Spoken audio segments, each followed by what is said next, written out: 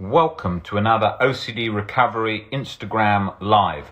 I'm going to talk a little bit today about different aspects of the OCD recovery journey.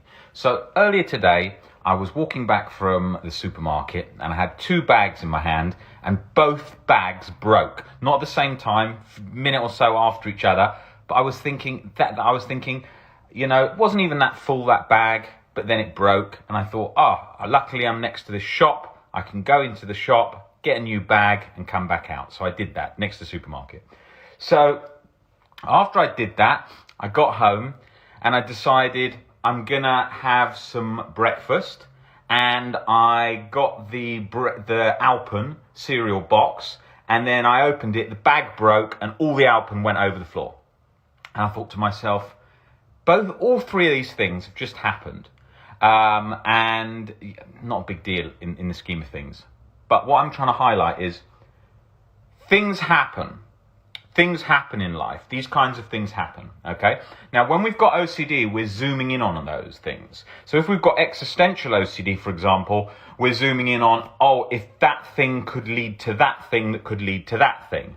And then we've got our eye like a hawk on what's happening. We're watching so closely on what could go wrong.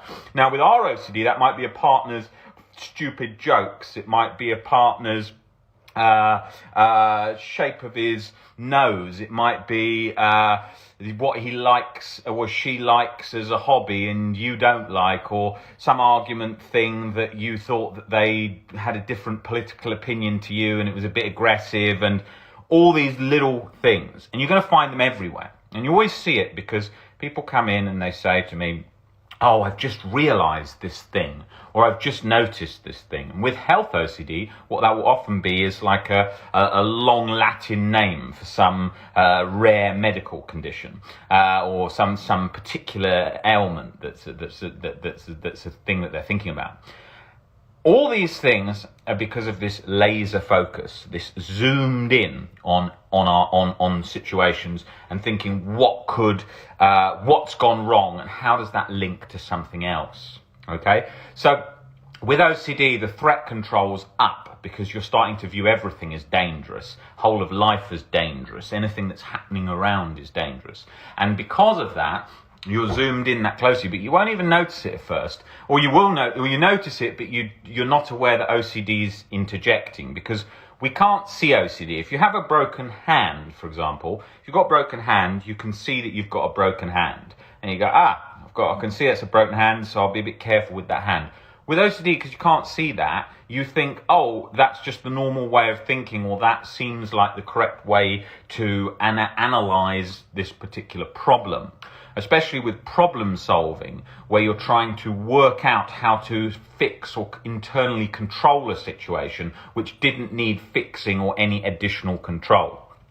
So that is the first thing I want to talk about, that laser-like internal focus. Finding threats in anything. Now, when I had OCD, I've currently got this phone propped up in the bottom of a shelf, which I'm using here to do this Instagram Live.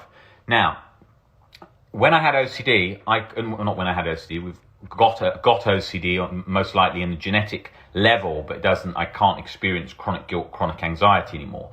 But if I take myself back to when I was suffering from OCD, I could find problems with this whole situation just here in all different areas. I could think, what if this phone smashes on the floor and then I lose all the information and that's a problem, even though it's backed up? What if that hob is on and I don't notice and there's a bit of paper that's near the hob and it causes a fire, and then I can't get to a fire exit, so I burn to death in a horrible way? That might be one of them. What if the picture behind me, I haven't checked how it's hung on that nail, and it may come down and hit me, or perhaps hit somebody else who's more vulnerable when they're in this kitchen? That wouldn't be so ideal. So those things, it's zooming in like a laser-like focus, because all my life I've not, for example, been paying particular attention to how pictures are hung.